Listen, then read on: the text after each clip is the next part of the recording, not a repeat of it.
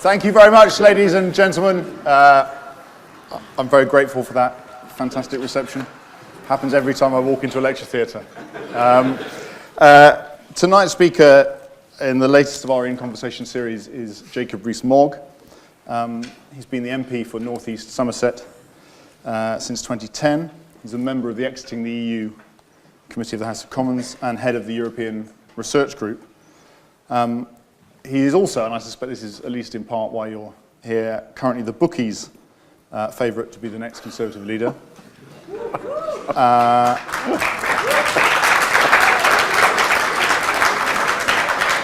And actually, according to the Conservative Home Survey, which was out today, you're also the members' current favourite to be leader. And that piece says, by the way, that they initially didn't used to put you on the surveys, but they had to add your name because people kept writing your name in, so they've ended up having to put your name on the poll that they run. Well, my mother's very technologically sophisticated, she's busy. Now, the format of this event is the same as all the other ones that we've run. We will chat for sort of 30 to 40 minutes.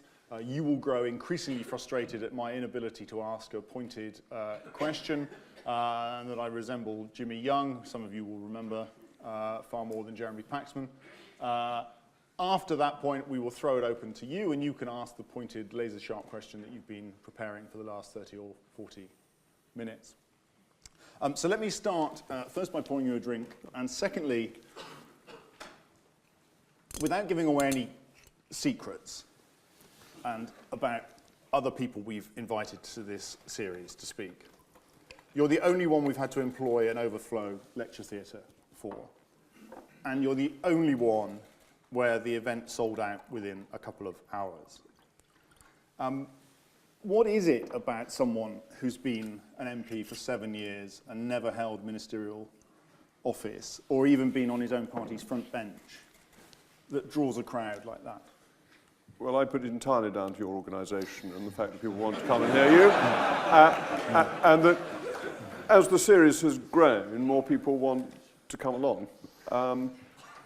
It's very hard to see oneself as others see one. However hard one tries, and it's one of the great aims that one should have in life, to try and understand what do other people see positively and negatively about one's own attributes, which is quite difficult to analyse.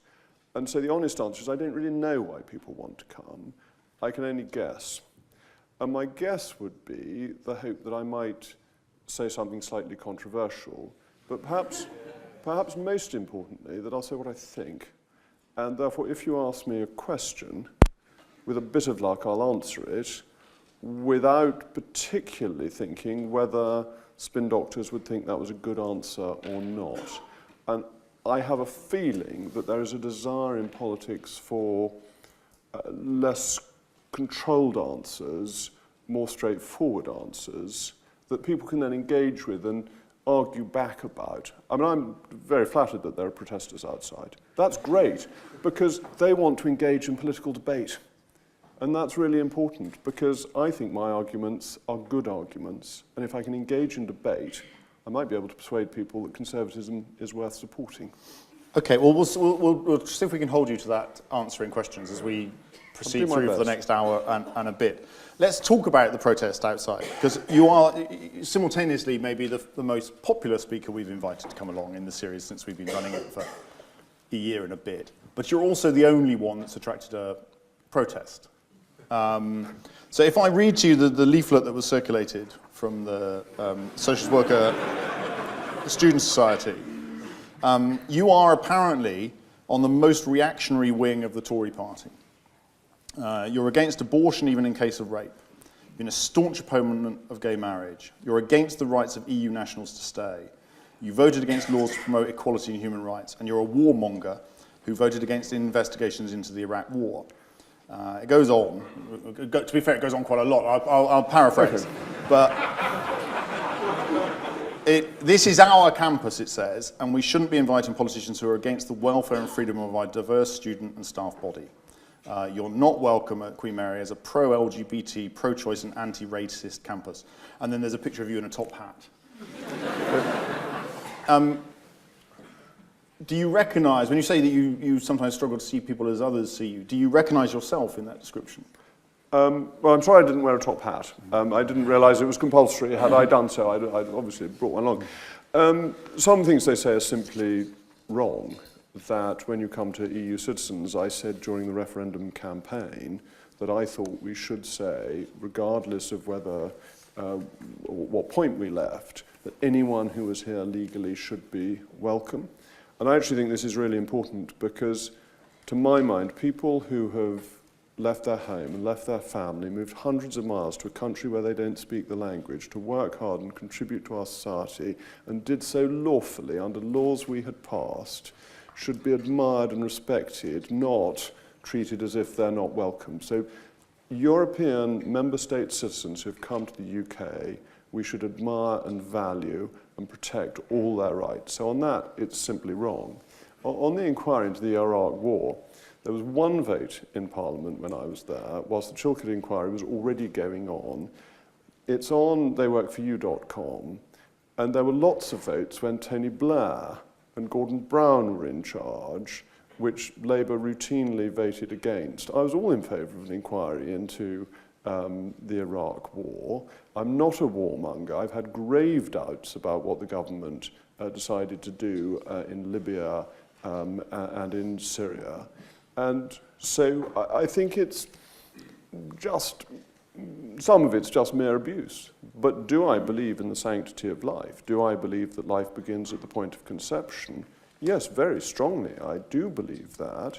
I think that is when a person is created.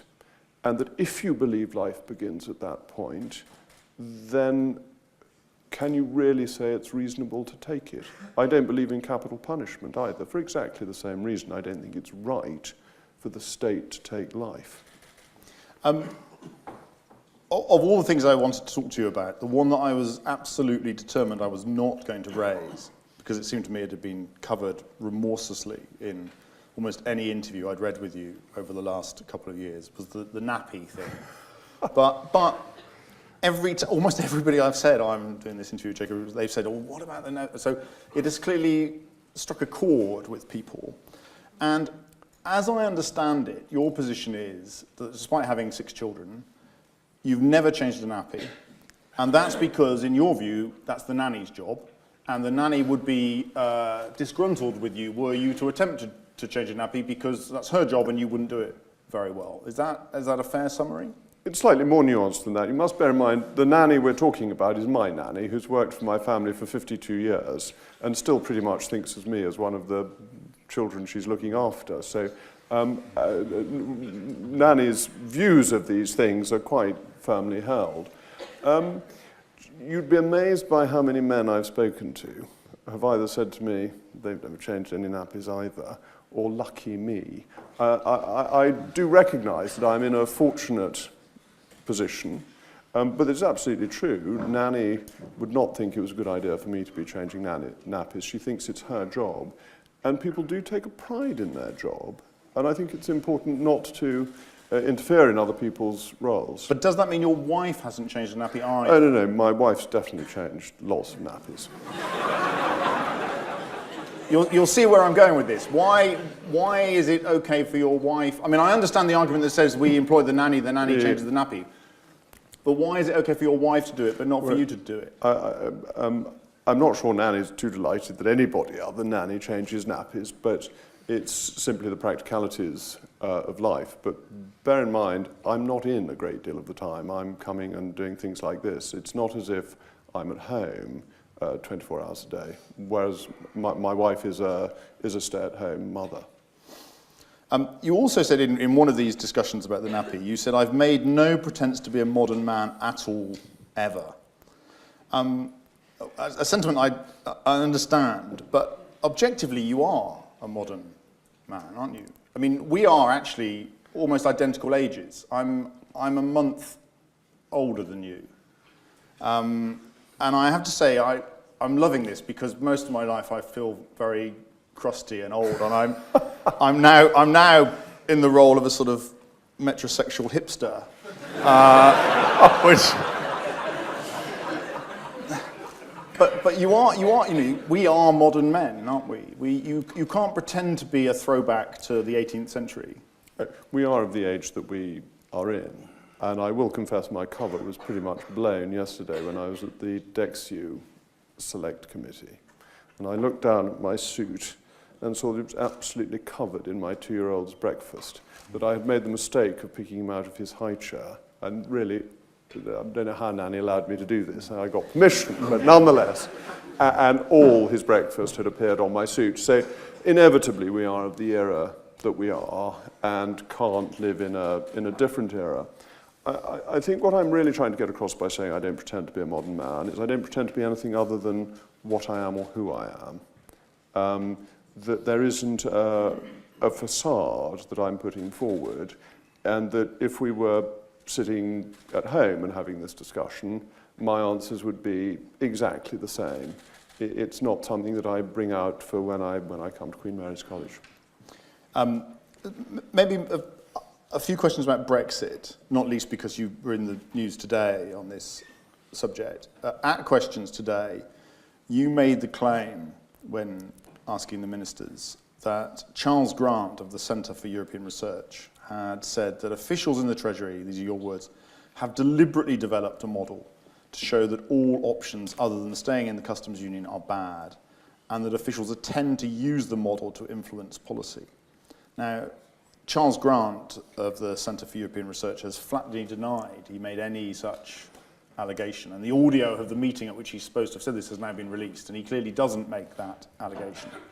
So do you withdraw the allegation that officials at the Treasury are deliberately developing a model to show that options other than the customs union are bad? Well, it was quite interesting because he put out a tweet a few months before this meeting, basically saying exactly the point I raised with the minister. And I have retweeted that. If people want to have a look at it, it was picked up by Guido Fawkes, that he had said that the Treasury was trying to soften the Brexit policy.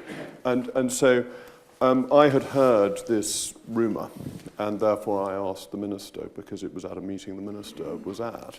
The minister's memory of the meeting was that this had been said. I wasn't there, so I don't know, and I never pretended to know, but it's very much in line with what Charles Grant tweeted in July. So it is a worrying suspicion, and I think on this whole issue, the thing I'm really concerned about is that you get, a week ago, the CBI coming out saying it's really important we stay in the customs union. You get the Chancellor in Davos saying the CBI is an absolutely brilliant, or the EU-funded CBI, as we ought to call it, is a wonderful organisation and we should have as modest a Brexit as possible and remain closely aligned. And then a few days after that, you have a leak of a Treasury-designed economic model that says the only thing to do is stay in the customs union. You just wonder whether there isn't a pattern in that, whether there isn't some orchestration rather than being an accidental constellation of the stars. But there may be some orchestration in those elements, and it may even be that Charles Grant's claim, which he made in the tweet you referred to, which is that the Treasury wanted us to stay in the customs union and was putting pressure, officials were putting pressure on. That's one thing. Your claim was slightly different, which was that they had deliberately developed a model in order to produce results that would end up arguing that case. Now, that's a much more specific claim, and that's the claim that Charles Grant says he didn't make. Okay, if he says he didn't make it, he says he didn't make it, but he made a very similar claim on Twitter. But if you look at the facts of what the Treasury is doing, they have produced something that models various scenarios for our trade that assumes we would apply the common external tariff to our trading partners once we've left the customs union. Well, this is absolutely bonkers. No government in its right mind would put tariffs on, higher tariffs than there already are, on food, clothing and footwear. It would simply make the standard of living of people in this country worse, for no benefit to this country.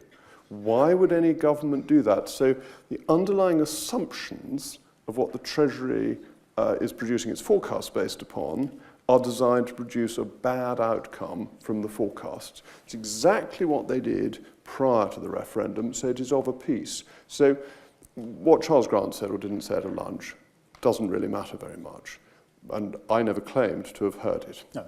What does matter is that he broadly indicated this in a tweet. It fits in with the facts, and it's why you can be so suspicious of these forecasts, because they are designed to a particular end. And the end is to show the only thing we should do, lo and behold, is stay in the customs union, which basically means not leaving the European Union. Okay, so it is your belief that even if Charles Grant didn't say this, it is your belief that civil servants are deliberately producing evidence in order to skew the outcome of these discussions? Well, I think the blame always has to lie with ministers, actually. And we knew very clearly before the Brexit vote that the Treasury was being guided very strongly by the then Chancellor of the Exchequer. And I think it's the Chancellor of the Exchequer who has to take responsibility for his department. Okay. About a week ago, you had, well, I thought it was a very interesting exchange with David Davis at the Select Committee hearing, where you were pushing him on why the government didn't simply extend Article 50. If not all of the negotiations can be achieved in time, rather than going into some sort of transitional or implementation stage, the government should simply push back Article 50. Now, he had an argument for why he didn't want to do that, but what I wasn't entirely clear about from the meeting was whether you were advocating your view or whether you were just trying to tease out the government's position. Is it your view that given where we currently are, the government should be extending Article 50? No, I was merely posing the question. And fortunately, since that exchange, the government's position has to some extent been clarified, so that the Prime Minister is now saying we will leave the requirement for free movement of people. And that's a very important part of having left the European Union, and therefore people who come after the date we've left will not have the same rights as those before, and that they are looking at a system, and the Prime Minister said this a couple of days ago, where we will not automatically accept new laws from the European Union. So if we're not accepting new laws, if we're out of the free movement of people, then the 30th of March is different from the 29th of March 2019. I was just posing the question, if this wasn't happening, which is what it seemed like when David Davis came before the committee, then were they not going to look at the argument about simply extending it? But it was never my preferred option. My preferred option has always been that we should leave on the 29th of March, and it should be an implementation period, implementing the decision to leave, rather than a transition period where you're transitioning from being a member to not being a member. Before the last election, you called for a pact between the Conservative Party and UKIP. Now, before the last election, before the last, yeah. Now, UKIP have imploded somewhat since then, but there's still a sizable UKIP vote out there, and still UKIP members. What would your message be today to UKIP members or UKIP voters after the last couple of weeks that they and their leader have had? Dear me. I'm not sure I want to dwell on private grief, but I would advise UKIP voters to join the Conservative Party and vote for the Conservative Party, because the Conservative Party is heading towards delivering Brexit. It may not provide everything in the transition period, but as long as the end state is clear that we are really leaving the European Union, that means the single market and the customs union as well, then actually the Conservative Party is doing the main thing that UKIP exists for. What I think is really interesting is that UKIP was so dependent on the charisma of Nigel Farage, and that without him as leader, UKIP has never been able to recapture the momentum he created. Also today in the Commons, as well as the question that you took part in, there was a debate about introducing a form of maternity and paternity leave for MPs, which at the moment doesn't exist. Now, the details of this are still to be resolved, and today's vote was only indicative. But are you sympathetic to the general issue, the idea that we need some form of maternity leave for parliamentarians? Yes, I'm extremely sympathetic to the idea of maternity leave, and as long as it's voluntary, I have no objection to paternity leave. Why I say as long as it's voluntary, I'd have been off for 2 years after the last 7 if it had been compulsory and you'd had 6 months every time.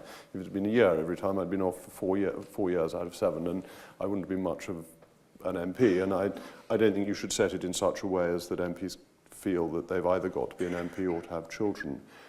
But you really want to make the House of Commons a place where women feel welcome and fully able to do the job of an MP. And therefore, all the support that is suggested to provide an extra researcher, somebody who can do the administrative work of an MP, I completely support. The thing I have my doubt about is proxy voting, because I think as soon as you allow an MP to appoint a proxy, why not then for an MP who's ill and can't come into the House of Commons for that reason? What about a Prime Minister who's in China and can't come in? And once you have a proxy for one reason, then doesn't it make it sensible to have it for a lot of other reasons? But actually, that vote of an MP is a very personal thing that can't be divided from the individual MP. How do we get around this then? Because I mean, I might share some of these concerns. I mean, it seems to me we don't want to go down the route of the New Zealand Parliament, where the whips cast votes on behalf of parliamentarians. But there is a problem at the moment with particularly women who have maternity leave. They don't vote, their voting record drops, then they get pilloried in the newspaper for being the laziest MP in existence or whatever. And I'm not sure how we get round that issue if we don't allow some form of proxy voting. Well, I think we need to... TheyWorkForYou.com is a very useful website. It's a very interesting website, but it's not perfect in what it reports. But it would be very easy for it to give a 100% attendance record to women who were on a maternity leave. And it would just have a footnote, or it would say, and that's not a difficult thing to do. It doesn't need legislation to do it. They could do it voluntarily. They could say any MP who notifies us that they are on maternity or paternity leave will be deemed to maintain their average voting record. It seems to me to be perfectly fair. And the truth is that most votes in the House of Commons, whether any individual MP turns up or not, doesn't actually matter. That the government will get its business, there's a pairing system. I've been on the DEXU committee, and for the first few months I was on it, one Conservative MP was off on maternity leave, and one Labour MP was off on maternity leave. It therefore balanced out, and this is often true out of the 650 MPs, that the government won't be dependent on women on maternity leave turning up to vote. There may be the really exceptional cases, and these are the occasions when the whips have people brought in by ambulance. You know, people who are dying, you know particularly all the stuff around 1979, and what happened then, and to make sure that the government could keep going. Under those circumstances, if people who are on their deathbed are coming in on a very exceptional basis, I don't think it's that unreasonable for women who've had babies to come in on the same basis. What about the more general idea that the composition of the House of Commons matters? I mean, are you sympathetic to the idea that we have a problem in terms of the type of people who are becoming MPs? And that, bluntly, there are too many people like me and you in the House of Commons, and the place would be better if it was more diverse. I think the work of Baroness Jenkin and Women to Win has been tremendously important, because what it's done for the Conservative Party is persuade women of the highest calibre that what they want to do is be members of Parliament. And that's brought really, really first-class people in. And I think that's so much more important than saying we must have a quota. I think what you want to do is persuade people that their ambition is to become a member of Parliament, and you want to do that from as wide a variety of backgrounds as possible. I'll whisper this quietly, but you don't want everybody in the House of Commons to be like me. It'd be frightfully boring if they were all like me, and if everyone was like me, I wouldn't have got a crowd to turn up, would I? Because you'd all be the same as every other MP. You need variety, you need diversity, But you should do that because that's what people want to do and because the parties persuade good people from different backgrounds to throw their hat into the ring, not because you legislate or the parties insist on quotas or particular shortlists. And if you had to come up with a couple of characteristics that you're particularly concerned about, what groups are you worried about in particular that are absent, either completely or disproportionately from the House of Commons at the moment? The people who are probably the least represented are the poorest in society. And I think that you want to get people who have, most people in the House of Commons are, and once you get there, of course, you're paid, but most people have a relatively comfortable history. And I think we need to be able, and as I understand you've done here, get people who've come from very deprived backgrounds to come to the House of Commons to bring their experience in. And that's probably the thing that is most absent. What about, I mean, recently, without going into individual details, but there's been quite a few cases of people whose pasts have been raked over and various things they've done in the past have come up and caused them problems. To what extent does it matter what a politician did in their past? Or should we be more forgiving than we currently are about previous misdemeanours? Well, it's got to be contextualised and balanced. That if King Herod applied for membership of the House of Commons, you might think it wasn't altogether a good idea. If, on the other hand, somebody aged 20 kissed somebody under the mistletoe, it's not the end of the world. And I think people of my age who are relatively new to social media need to understand that people of a younger generation have put everything onto social media. And do we really want to elect people who at the age of 12 decided that they wanted to be politicians and therefore have never put anything of any kind on social media that could come back to bite them? I mean, it'd be a pretty boring lot, wouldn't it, if that's what you had? And so I think we need to have some proportionality, really. And that's in the eye of the voter. Does the voter mind? And sometimes I think the voter is much more relaxed about these things than fellow politicians who are endlessly in the search of a gaffe. Let's talk a little bit about the Conservative Party and its current state. Last November you met with Steve Bannon. Now, leaving aside Trump, who strikes me as a unique phenomenon, what lessons do you think the Conservative Party could learn from the broader political strategy that Bannon and the people around him espoused? It's very interesting, the Trump phenomenon, as you say. How has he been so successful? One of his successes is his ability to use social media, his direct connection with tens of millions of Americans, giving his views, avoiding the traditional media. And the second thing, and this is one of the things that I learned from meeting Steve Bannon, is his determination to deliver on some of the high-profile promises that he made, and to make sure that they happened and that they happened in the first year, and that therefore he was keeping the people who put him in on side. So what do we learn from that? As Conservatives, we should be good at using social media and better than we are, but that also if we make promises in our manifesto that appeal to our voters, it's really, really important that we deliver on them, because people take those promises seriously and will hold politicians to account on it. Labour Party currently has somewhere over 500,000 members. The Liberal Democrat membership is currently the highest it's ever been. Green Party membership is not quite as high as it was a couple of years ago, but still a damn sight higher than it was 4 or 5 years ago. SNP membership as a proportion of the Scottish population is the highest of any political party in Europe. The Conservative Party is now down, we think, to about 100,000, maybe slightly more than 100,000 people. And this strikes me as an inherent problem for the party, and there's lots of evidence at the last election that getting people out there knocking on doors matters. What can you do to reverse that trend in Conservative membership? Look to history, because the Conservative Party was the first mass political movement. The Primrose League is incredibly successful at the end of the 19th century. It gets up, I think, over 1 million members by 1910. And then the Walton reforms get the Conservative Party to over 2 million members. So how did they do it? Well, they did it on a grassroots basis. What's interesting about the Labour Party, actually, is that it's been a grassroots movement. It's come up from the country, not been directed from the Labour Party headquarters, and that's where momentum's come from. And what have they done? They've harnessed social media. Jeremy Corbyn has, 1.5 million followers on Twitter.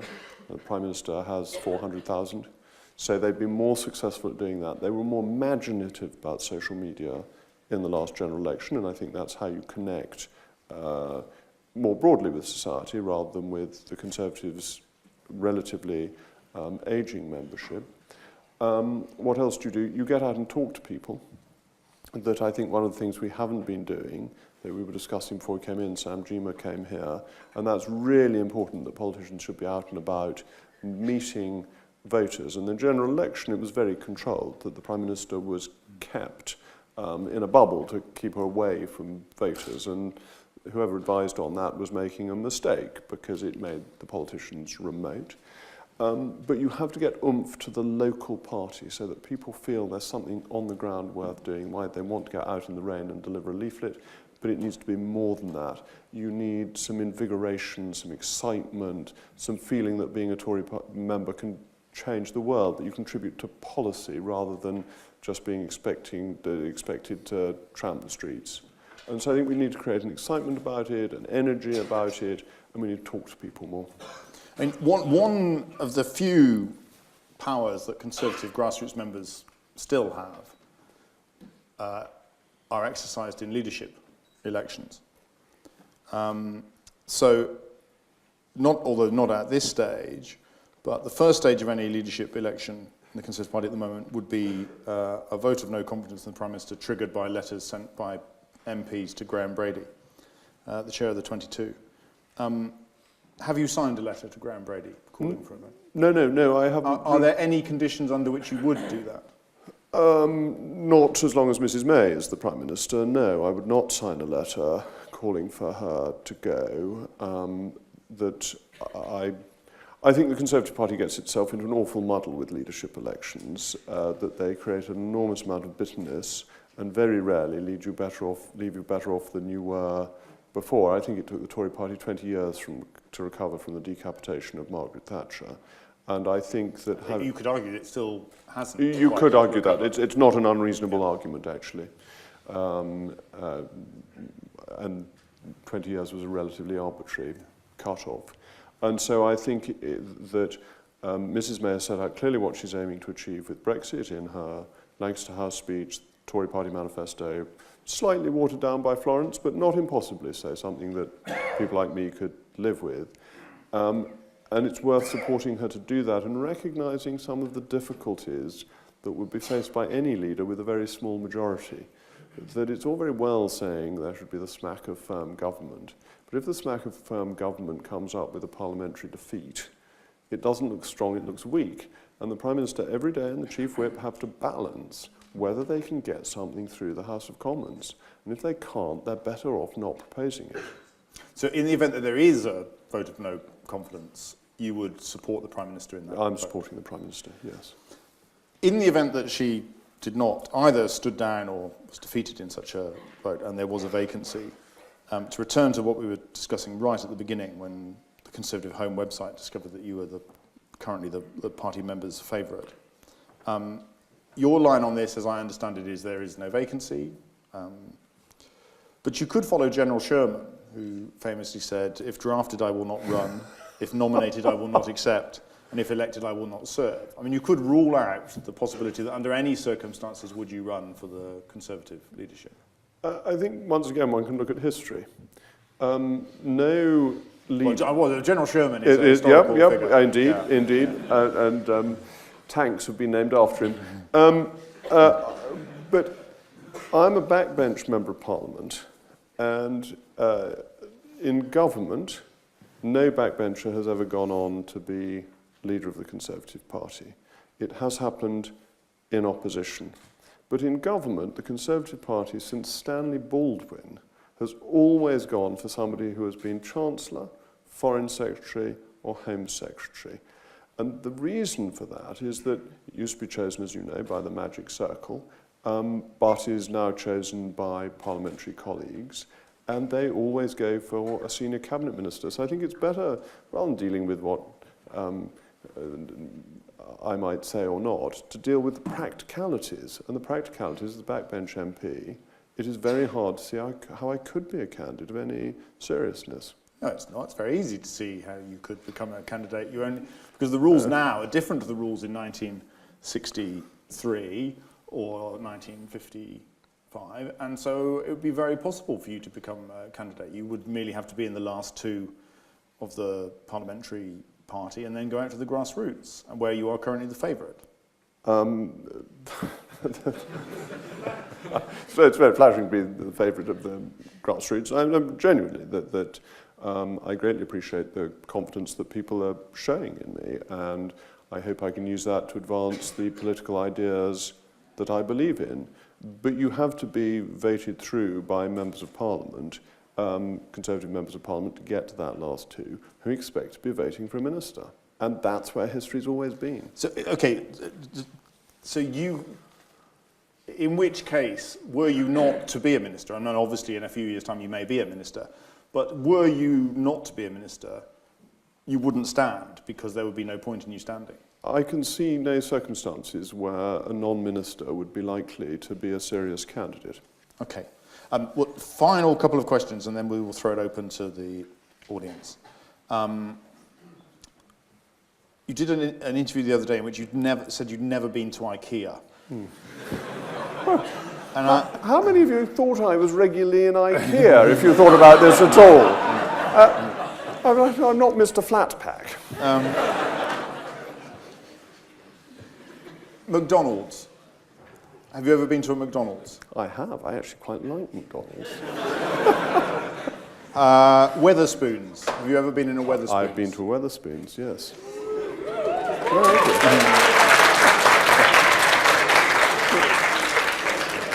So it's a great Eurosceptic chain, so all go and drink your beer in Weatherspoons. Nando's. Never been to Nando's, no. Greg's. Yes. Now, if you want to get the best cream buns, go to the Greg's in the High Street in Keynsham. It's actually, if you want, you'll know all my secrets. This is my Friday treat when I've got a day in the constituency. I go into Greg's and buy for my agent and for myself cream buns. I usually have a chocolate eclair or one of those very gooey shoe buns. Anyway, they're jolly good. And the last of these, Lidl. I've never been into Lidl. Right, I could have guessed that. And the two questions I always ask to round up, and then we will throw it open to the audience. When you were growing up, who was your political hero? When I was very little, and this is a dark secret, it was Harold Wilson, but that was because we lived in London in Smith Square, and he was living in Lord North Street. And having the Prime Minister living a few doors away from me was really quite exciting. But then I realised he wanted to take all our money away, and I thought this wasn't quite a good idea. From then on, my great political hero was unquestionably Margaret Thatcher. The clarity of thought and of purpose, the drive, the energy. She was a most exciting leader. And the last question before we throw it open to the audience. If you had a piece of advice to give to a young, aspiring politician, what would that advice be? Perseverance.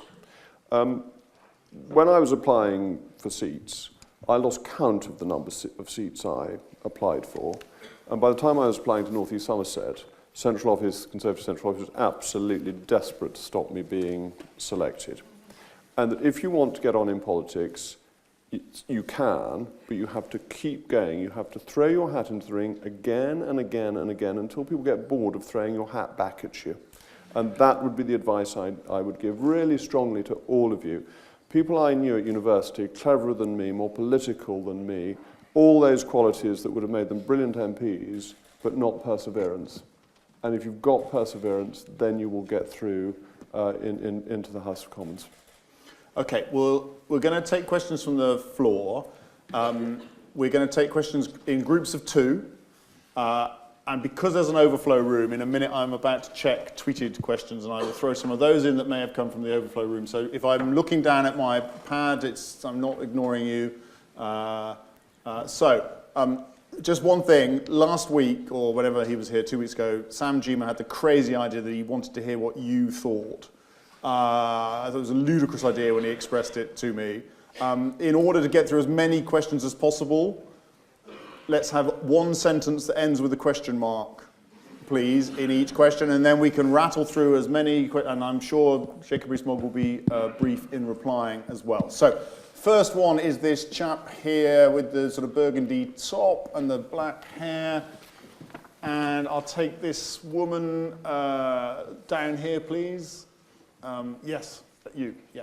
So, start, please, sir. Do you want me to stand? Or? No, you can stay seated. Unless... Okay, so over the last 8 years now, we've seen a massive rise in poverty. 1/5 of the UK population now live in poverty, and child poverty has gone up dramatically.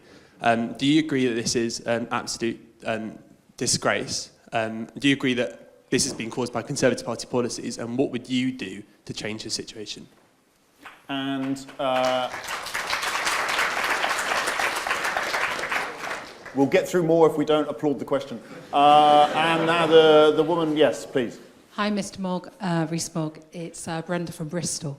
I'd like to ask you what incentives the government are implementing to support SMEs in preparation for Brexit. I note that Enterprise Ireland, they have a scheme offering a €5,000 grant. And I'd like to know whether our government are likely to implement the same scheme. Okay. On the issue of poverty, it very much depends on what figures you're dealing with and whether you're dealing with relative poverty or absolute poverty. Absolute poverty has continued to decline in this country, and interestingly, inequality is at its lowest level since 1985 in this country. And what the government has done with its welfare reforms, to my mind, has been really important. And as it's rolled out, as the universal credit is rolled out, key, because it will ensure that there is always an incentive to be employed rather than unemployed. It takes away the poverty trap. So, under the universal credit, 63% of benefits will be withdrawn for every pound earned. And that sounds high, and in my view it's too high, and it should be an object of policy to reduce it. But currently it's over 90% that is withdrawn, which means that people who go into work find that they can be worse off than if they remain on benefits. And the best way out of poverty is work, and that's always been the case. So the universal credit is the greatest answer to dealing with the poverty issue, but it's a relative poverty issue in this country, not an absolute poverty issue. In terms of what is the government doing to help SMEs, as far as I'm aware, there are no specific grants in relation to Brexit. What the government ought to be doing, and it's easier for me as a backbencher to say what the government ought to be doing, it should be ensuring that we get the benefits of Brexit, and that is taking some of the regulations off the shoulders of SMEs. It was rumoured before the last budget that the Chancellor wanted to lower the VAT threshold, so that more companies would have had the bureaucracy of dealing with VAT. It's completely the wrong way around. What we want to be doing is raising the VAT thresholds to take the administrative burden off companies. There's this whole proposal for digitisation of tax, so that companies, small companies, have to make quarterly returns. This is absolutely bananas. It will put people off going into business, and it will make small businesses have higher costs because they will simply have to pay their accountants more to make the returns.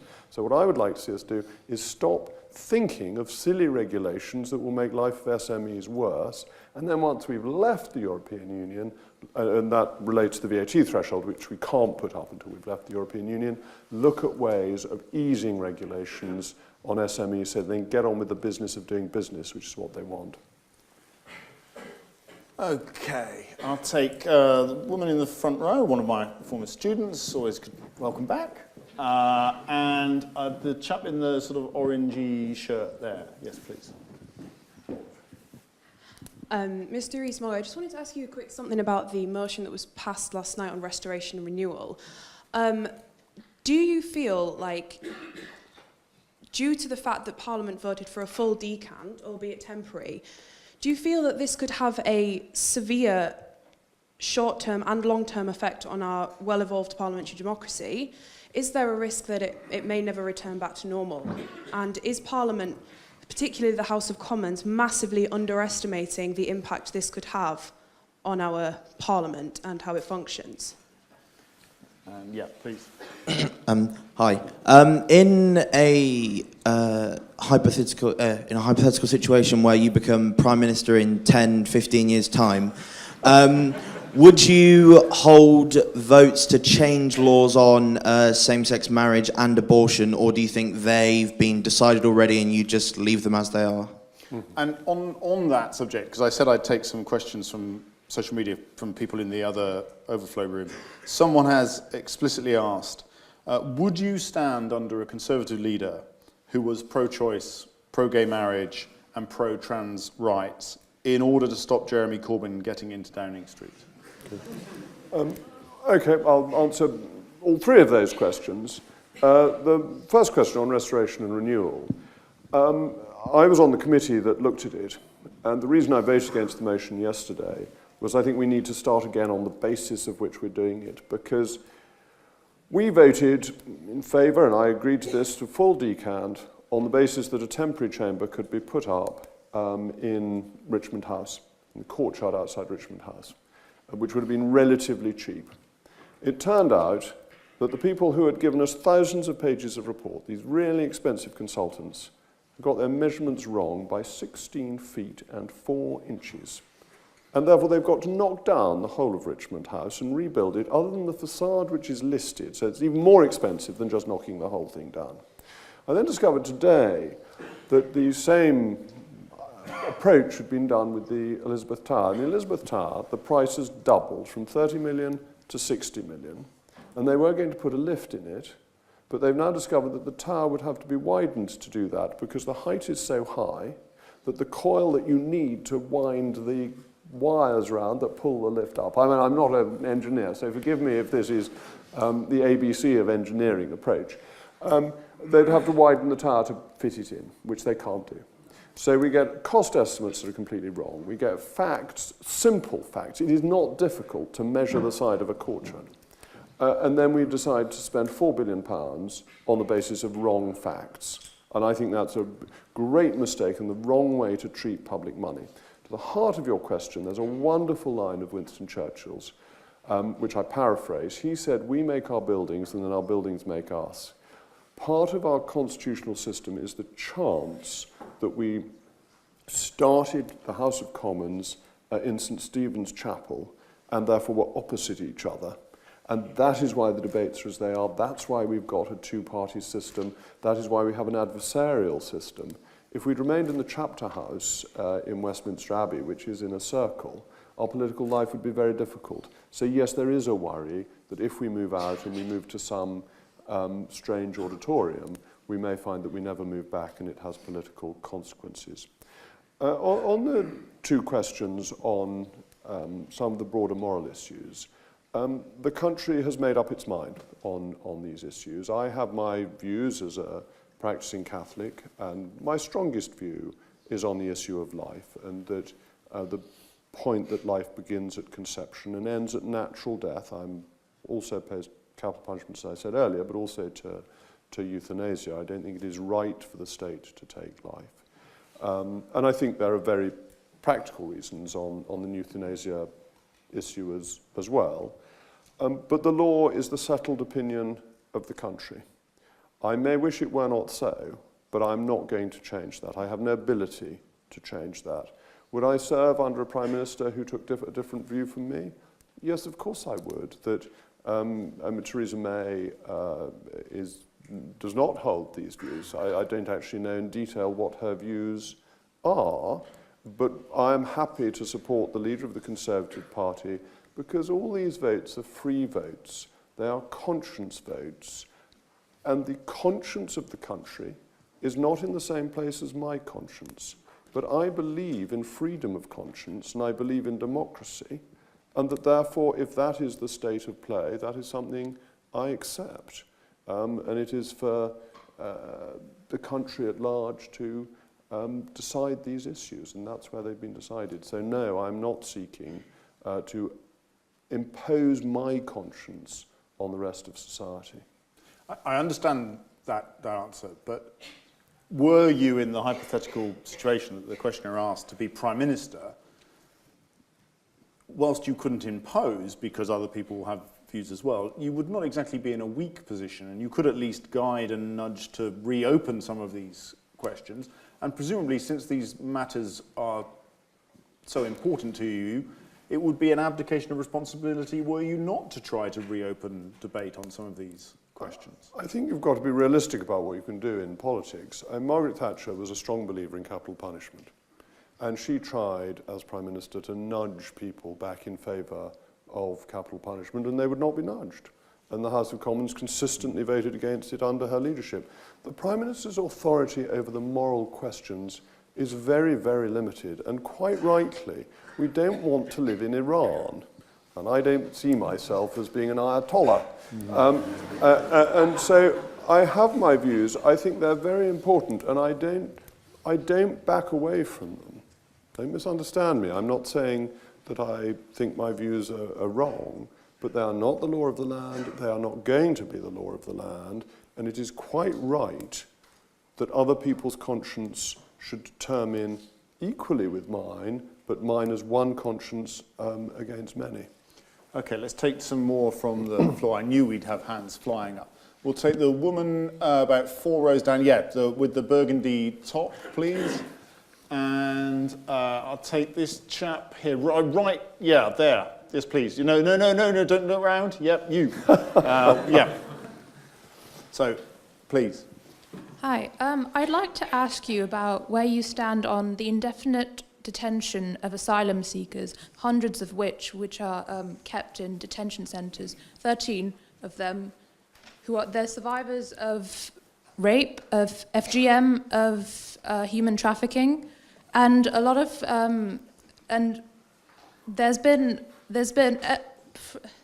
people have been vocal about this issue from all different sides of the political spectrum. So I was just wondering where you stand. You've not been shy to put principles before party politics, so I'd like to know where you stand. Okay, and yes, please, sir. Oh, yes. A journalist that I know said that if the Conservatives are unable to fix the housing crisis and allow the young to be able to buy their own homes or flats, then Jeremy Corbyn will be the next Prime Minister. Do you agree? The question of holding people indefinitely is a really important one. We have to have a functioning system that ensures that people who come to this country can come legally. But we also have to have a system that recognises that some people come as genuine refugees who have suffered serious abuse, and to lock them up seems to me to be wrong. But we've got to know which is which. And do we get the balance right? I think it's very unlikely that we do, that the ability, the success of the Home Office in deporting people who are here illegally is very low. It's not a very well-functioning system. But I think we are a land of liberty, and we believe in liberty for everybody, and we believe in the rule of law for everybody. And that means respecting the rights of all people who are in this country, but we also have to have a system where people who have broken the rules can be safely deported. It is not always easy to get the balance right, and mistakes will be made. But if there's somebody, as you say, who has been raped or who has been tortured or suffered from FGM, then to be holding somebody in that situation in indefinite detention would be deeply troubling.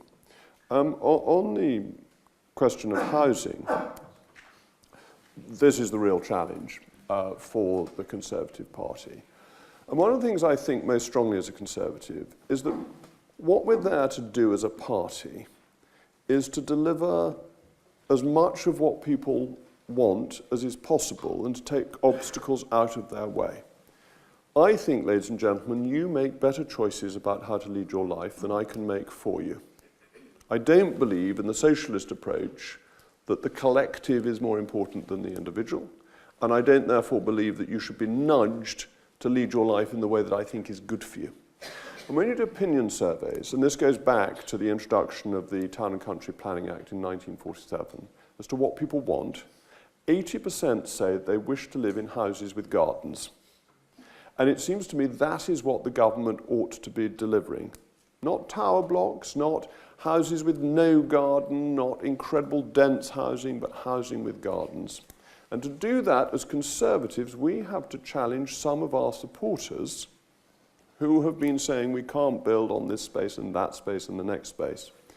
Do you know, the interesting thing is, most of our supporters are now ahead of us as politicians. I think the country at large recognises that we need to build hundreds of thousands of houses, and to do so we cannot protect every blade of grass in this country. And we should assume that people want the quality of housing that we all want for ourselves, and that should be made as easy for people to get as possible, but that means lots more building. And we should really look to help people in their ambition to own their own houses, because once people have a stake in society and you have a property-owning democracy, you have a more vibrant and active democracy, and yes, you appeal to younger people. You said that Sam upset everybody by wanting people No, to he upset me. He upset me. They all loved him. But I'm going to upset you too. Who here wants to own his or her own home at the end of, by the time they're 30? Okay. There are some groans from those over 30s. All right. Yeah. Okay. Almost all of you put your hands up for that. Now look, what do I think as a politician? What did I say? I should try and take the obstacles out of your path that allow you to lead the lives you want to lead. Therefore, we have a real challenge to build more houses, because if none of you are able to achieve those ambitions, why not have Jeremy Corbyn pinch everybody's money and give it to Caracas? So,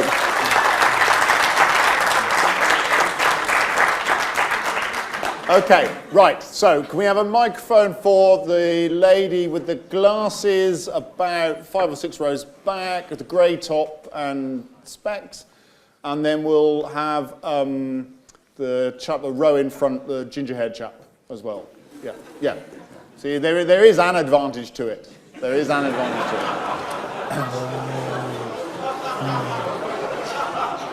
it. Right, yes, please. Okay. Hi.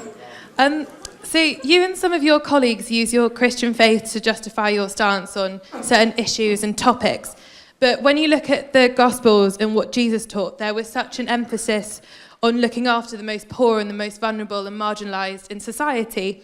Yet when you look at your own voting record, some of the arguments you make and rhetoric, and that of some of your colleagues, it seems like you ignore this fundamental aspect of the Christian faith. So I was just wondering what that's about. And then, yeah. Thank you. Obviously, Mr. Rees Mogg, you are on the Conservative wing of the Conservative Party. Do you think there is a place for classical liberalism in the Conservative Party? I might ask them in reverse order, because that is a very easy question to answer, because I'm probably more of a classical liberal than you think.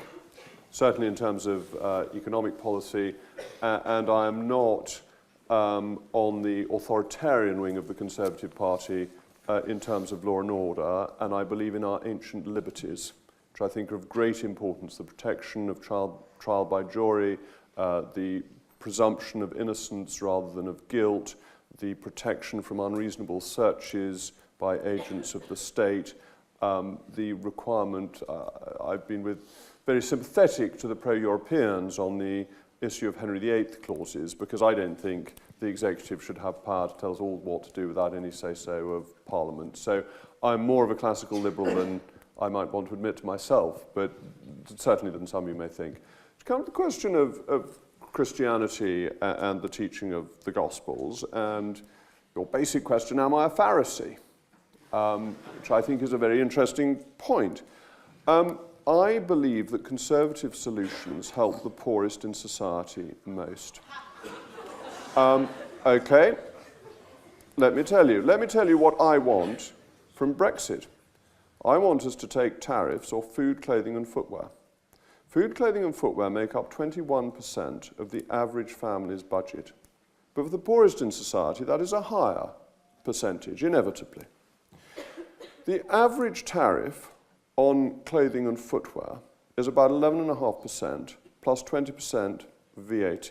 So you're talking about 13.5% to 14% tariffs on clothing and footwear. On food, the tariffs are so high that there's very little import from outside the European Union. If you can make the 21% of people's expenditure, and it's more, as I say, for the poorest in society, 20% lower once you've taken off the tariffs and you've taken away the non-tariff barriers, that is a dramatic improvement in the standard of living in the poorest in society. And frankly, it makes remarkably little difference to the richest in society who have a much lower expenditure on those essentials. That's why I say conservatism helps the poorest in society. Go back to Margaret Thatcher and the sale of council... Thank you. The sale of council houses was transformative in allowing people to become part of a property-owning democracy, to give them a real stake in society. And it allowed people freedom over their own lives. They weren't any longer told by the council what colour they had to paint their front door. And it gave people a stake in their society, it gave their children a stake in society, and it helped get people out of poverty. These things are really transformative and they are conservative.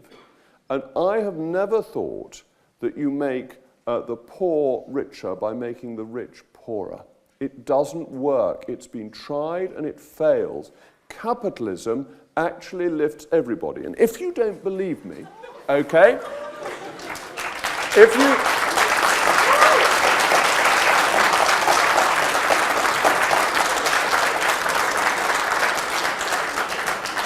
you don't believe me, look at the transformation globally as China and India have become capitalist.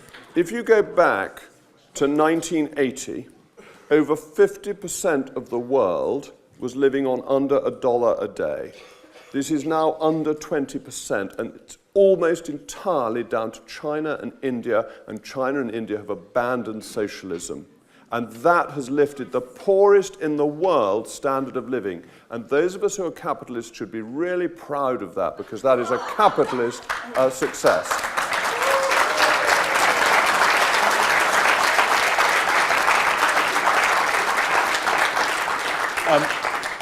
I promised I'd read some out, so I'll read two more quick ones for you, and then we'll take some more from the audience. Someone said, since you said you would be honest in your answers, do you honestly believe Theresa May will be Prime Minister by the 31st of March 2019? This one, I think I know how you will answer this one. Did you enjoy Frankie Boyle's description of you as, quote, a composite drawn from the nightmares of 18th century mill workers? Yes, and I think most of the mill workers were 19th century rather than 18th century, so I would have enjoyed it more if he'd been a little bit more historically accurate. Right. Okay, we will take I'll take this woman in the front row with the black hair, and then I'll take this woman also in about the third row with the black hair, please. Yeah. Do you agree with the decision to remove grid girls from the F1 and other sports and things like this? And please. So you've been quite vocal in saying that you're critical of Treasury's analysis against Brexit, but I wonder how critical were you of the analysis that was being presented in favour of Brexit leading up to the referendum? For instance, ones that were found to be not exactly accurate, like the savings that could go to the NHS and everything. Okay, so we got grid girls and that damn bus. Yeah.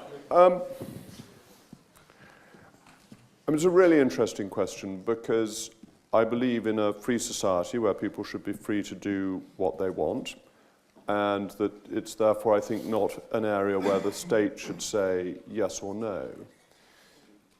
But as you know, I'm quite old-fashioned. And I believe in treating ladies with respect. And I don't think Grid Girls is treating ladies with respect. I think it is viewing them, it's objectifying them. And frankly, I've never felt comfortable with it. We have in the hall one of the most distinguished political commentators of our time, and I'm quite glad that his newspaper no longer has a naked lady on page 3, because its political commentary was always on page 2. And I always felt rather embarrassed reading page 2 when there was this picture on page 3. So I think it's all about treating people with respect, which I am so strongly in favour of doing. And therefore, perhaps I'm just an old prude, a bit of a stuffed shirt. I'm quite happy that these things are fading out. I don't think they add to society, but I don't want to enforce my will in this area on other people. I think it's for society to decide, for the Grid Girls to decide, for Formula One to decide. I don't think it's a matter for legislation. On the bus, big six-wheeler, scarlet-painted, 97 horsepower diesel bus, to quote Flanders and Swan, who are always worth quoting. As an aside, I went on safari on honeymoon, and it's amazing my marriage lasted 3 weeks because I kept on singing the Flanders and Swan songs about the various animals we kept on seeing. Anyway, leaving that to one side, in any campaign, people use figures that are available to them to promote their cause. I did not, as it happens, like the £350 million figure, but it wasn't untrue. It was a figure that you came to if you added up our gross contributions annually to the European Union. And therefore, it was of a much less misleading type than the figure produced by the Treasury that I think said we would all lose £4,800, 27p and a farthing if we voted to leave. And the Bank of England, who I thought was particularly disgraceful, I kept on asking the Governor of the Bank of England, why didn't he say, before a general election, the consequences of another party's policies? Never gave a view on that, because it's not for the Bank of England, an independent body, to dip its hands in political controversy. But the Bank of England, as part of the Project Fear, decided to besmirch its own reputation. And that was a sadness, because I admire the Bank of England, or did historically, and many people did. So I don't think the 350 million figure was as bad or as egregious as the figures that came out in the Treasury.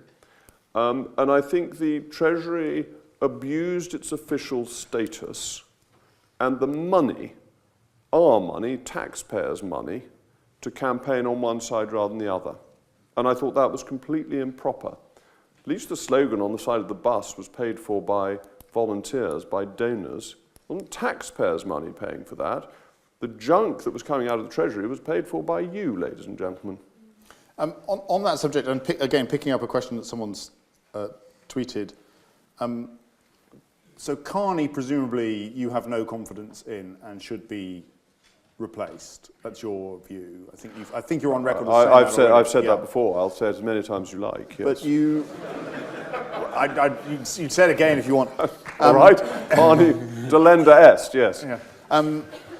You clearly also don't have much faith in the Chancellor, so he should also go. That is a matter for the Prime Minister. Okay. Why? No. Let's say it is a matter for the Prime Minister. Who would be your choice to replace the current Chancellor? I think in these things it is a matter for the Prime Minister. That's the constitutional norm. The Prime Minister has to form Her Majesty's government, but on the advice of the Prime Minister.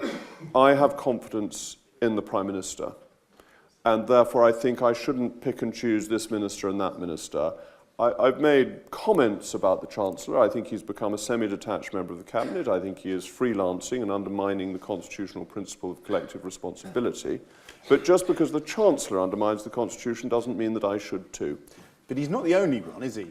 I mean, if we're going to be kicking people out for undermining collective responsibility, we're about to have quite a clear out of the Cabinet, it seems to me. No, I'm not sure I follow that. I think you follow it perfectly, but we'll take two more questions. So the chap with the sort of peroxide-y thing on his head, and similar up here again on the left. Yeah, the chap with the yes, you sir. Yeah. Please. Hello. I think it's very interesting that you're prepared to joke about a lot of these issues when a lot of people right now are dying because of your party's policies. There are a lot of people who are very poor, and you say you care for the poor, but I don't think you can do. Taxes help the poor. What you're doing doesn't, and I don't think even you are that stupid to think that you care for the poor. And yes, please. Hi. When I graduate from my degree at Queen Mary, I will have approximately sort of 50 grand's worth of debt. If I go on to do a master's, which I plan to do, it'll be even more than that.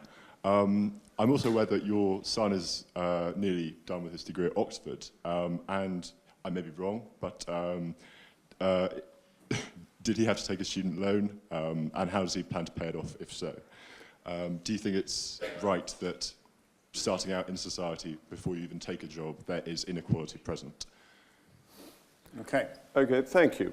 To come to the first question first, I just think that's wrong.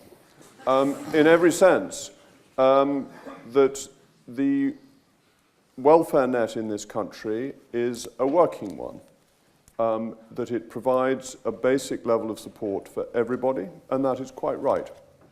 That taxation as a percentage of GDP is at the highest level it's been since the early 1970s.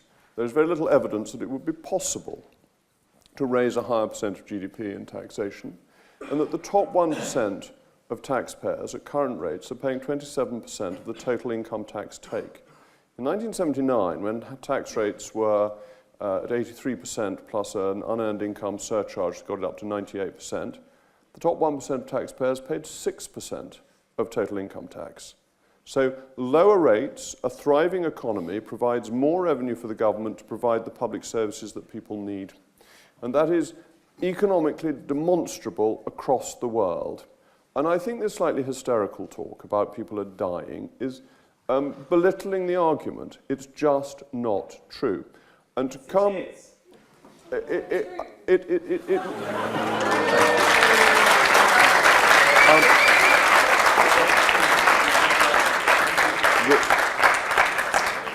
Thank you for the voice of reason. To come to the gentleman, there's some confusion.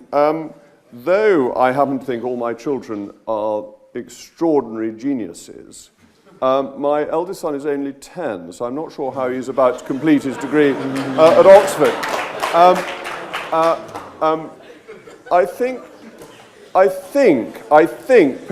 I think Pitt the Younger went to Cambridge at the age of 11, but that's very exceptional. But I want to answer the serious underlying point. I believe in choice. And I believe that people who make choices should also have responsibility for those choices.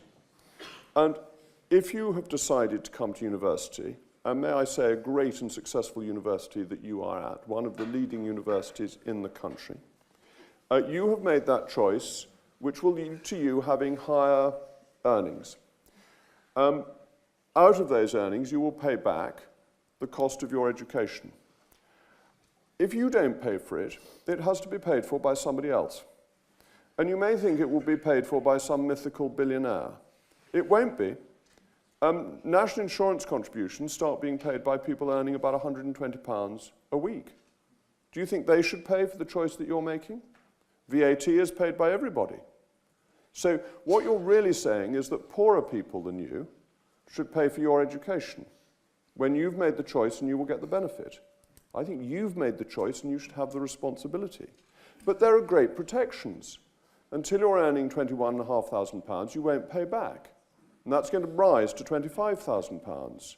So that if it turns out that the education on which you've taken out the loan doesn't make you that extra money, then you don't have to pay back and the debt will be written off eventually. So it will depend on your success whether you contribute or not. And I think that's absolutely fair, because therefore you are free to make the choice with a safety net that you won't have this impossible burden in the event that you're not economically successful or that successful. But it means that you can take further choices in your life relatively free of that burden. And I think that's really important and a safeguard. But you know the best thing? That the poorest decile in our society have seen a 73% increase in places at universities since loans were increased. And do you know why that is? It's because the cap on places was removed. When it was all funded by the state retaliated by capping the total number of places. But who were least likely to get the places that were available with a limited pool? Those who had previously been let down by the education system, or whose parents had been let down by the education system. Once the cap was removed, ambitious people from the poorest section of society could suddenly go to university. As a Conservative, I'm really proud of that. I think it's the right policy and a good policy.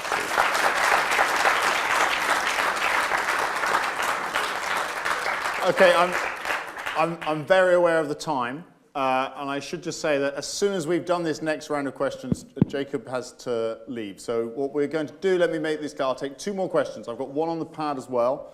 At the end of those questions, we'd like you to stay seated, please. There will be drinks outside for those of you that want to stay, and you can go and have a glass of god-awful university wine through that door.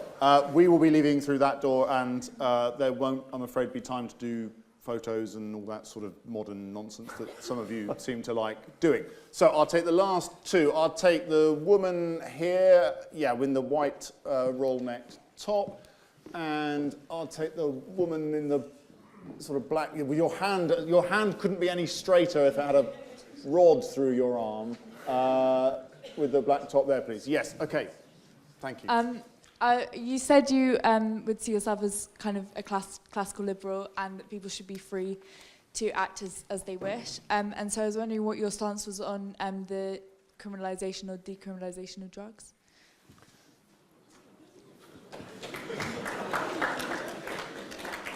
Okay, yes, please.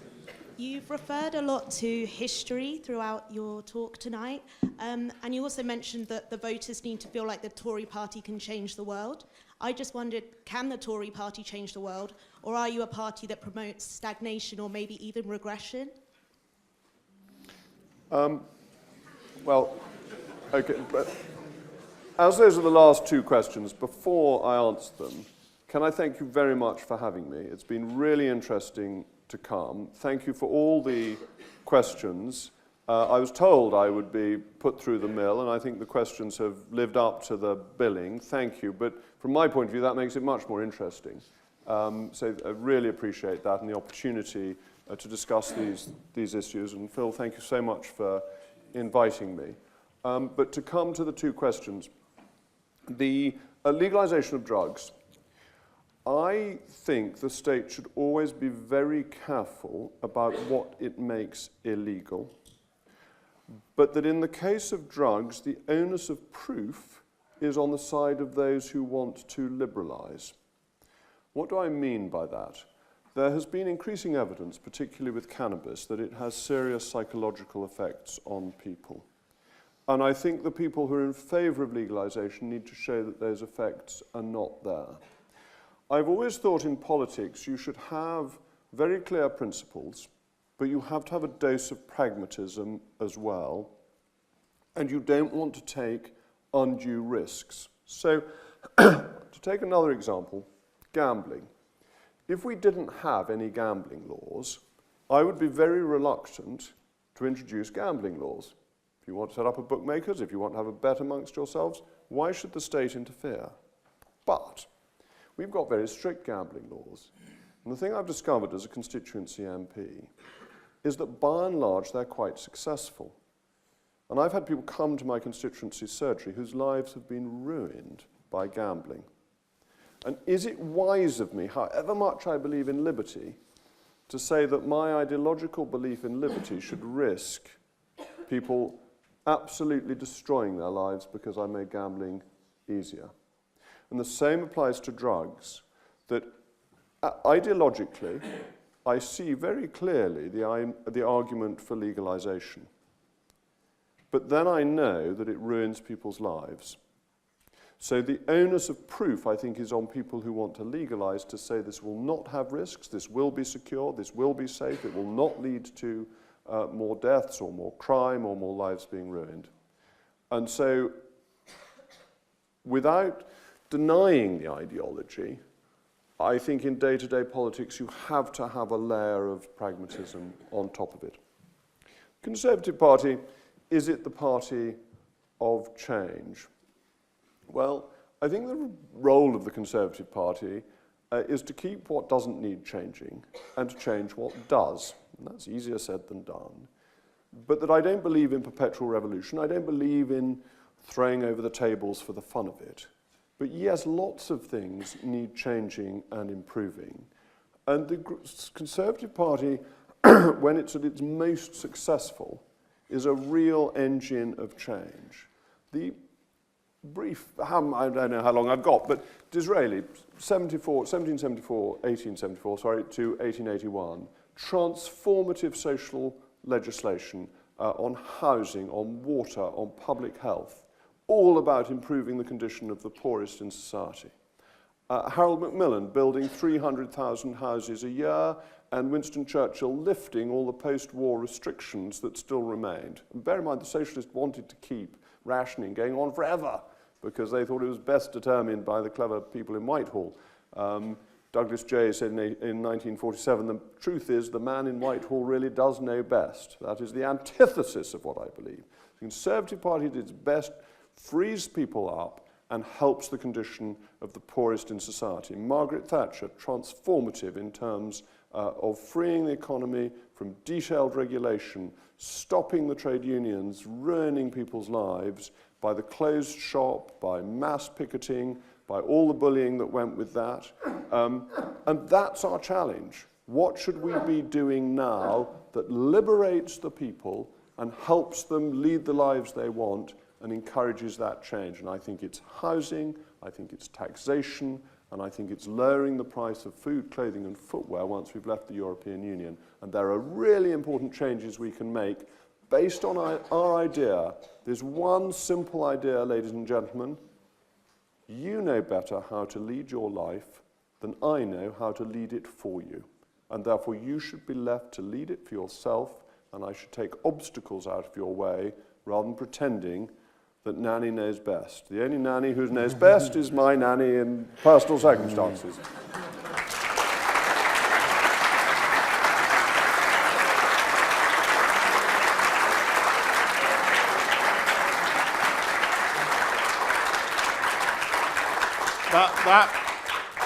That was the sort of answer that will either have them clapping or you shaking your head, and you indicate how you want. This is not a question because we're going to wrap up now, but Ewan on social media did say, can you ask Jacob if he's so pro Wetherspoons, has he used their app? But he follows, he says, if so, I'll be on table 50 at the Half Moon in half an hour.